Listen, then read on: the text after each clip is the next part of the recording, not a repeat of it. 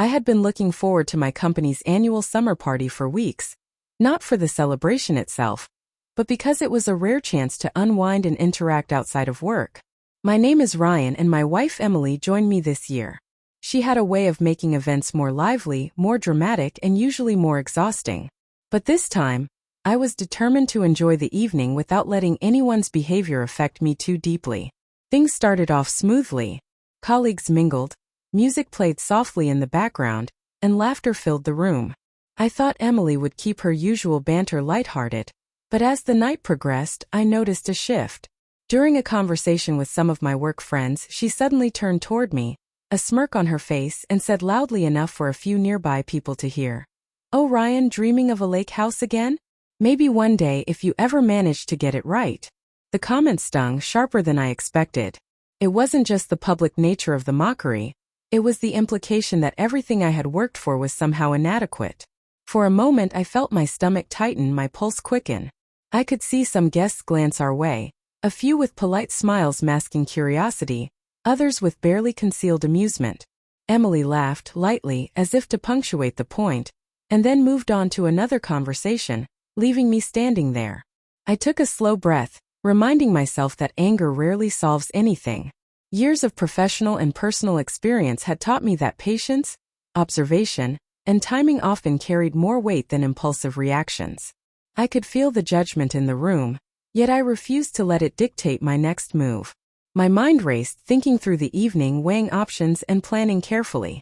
Later, as I retreated to a quieter corner, I pulled out my phone and glanced at the messages I had received earlier from Emily. Nothing indicated hostility beforehand. In fact, she had seemed unusually affectionate during the morning. But now, here in the middle of a crowded party, she had chosen to make me the target of ridicule. I realized then that this wasn't just a passing joke. It was a deliberate test, a way to see how far I would allow things to go before responding. I sipped my drink slowly, allowing myself to appear calm and unaffected. Inside, I was already calculating my next move. I wouldn't shout, I wouldn't argue, and I certainly wouldn't give her the satisfaction of seeing me rattled. No, this required something more deliberate, something that would leave a lasting impression without a single raised voice. The night was far from over, and by the time it ended, everyone would remember more than just a joke. They would witness the consequence of underestimating me. I moved through the party with a calm composure, making small talk, smiling politely, all while keeping a mental note of every interaction. Emily had underestimated me, not just my patience but my ability to read situations, to anticipate outcomes.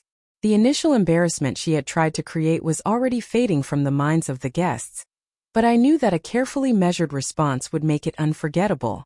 As the night progressed, I noticed subtle shifts.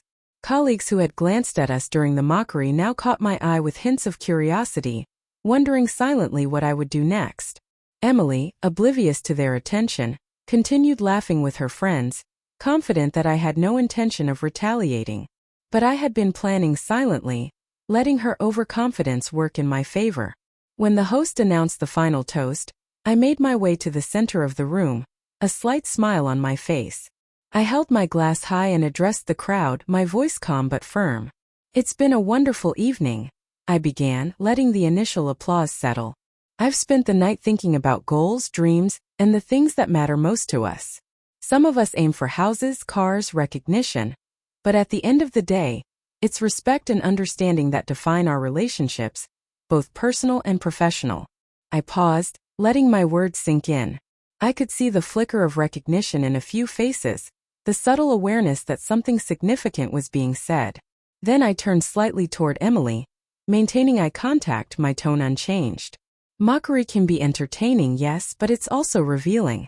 It shows where boundaries are ignored, and what consequences follow when respect is overlooked. The room was silent now, attentive. I could feel the energy shift. The earlier laughter, meant to humiliate me, had evaporated. All eyes were on Emily, who was suddenly aware that her attempt to embarrass me had backfired. My calm, measured delivery had turned the tables without a single harsh word. As I finished the toast, I stepped back, letting the applause grow. Watching Emily's expression shift from smug confidence to a mix of surprise and unease. The message was clear. Underestimating me, whether publicly or privately, would never yield the result she expected. Sometimes the most powerful moves were silent, calculated, and delivered with dignity, exactly what I had just demonstrated. After the toast, I returned to our table, keeping my expression neutral. Emily avoided my gaze, her laughter from earlier replaced by a quiet tension I hadn't seen in years. The guests continued their conversations, some casting subtle glances in our direction, curiosity and admiration mixed in their expressions. It was clear that my composed response had shifted the perception of the entire evening. Later, as the party began to wind down, I leaned toward Emily and spoke softly, just loud enough for her to hear. Tonight was about more than a house or a joke. It's about choices, and how we treat each other when everyone is watching. She looked at me, her eyes searching mine, perhaps realizing that the power dynamics had changed. I didn't scold, I didn't demand an apology. I let the weight of my calmness speak for itself. The ride home was quiet. Emily had no words to fill the silence, and I didn't offer any. I reflected on the evening, recognizing how carefully I had navigated every moment. I hadn't reacted impulsively. I hadn't allowed pride or anger to cloud my judgment. Instead, I had used observation, patience, and timing, the tools that mattered most in moments where respect and reputation were at stake. Over the next few days, Emily's behavior shifted noticeably. She became more attentive, more mindful, and more respectful. She realized that mockery, manipulation, or attempts at public humiliation would not gain her leverage. It would only reveal her miscalculations. And I, in turn, had reinforced a boundary I had long needed to assert. Calm control often speaks louder than confrontation. I also noticed how others began treating me differently. Conversations no longer carried the faint edge of pity or skepticism.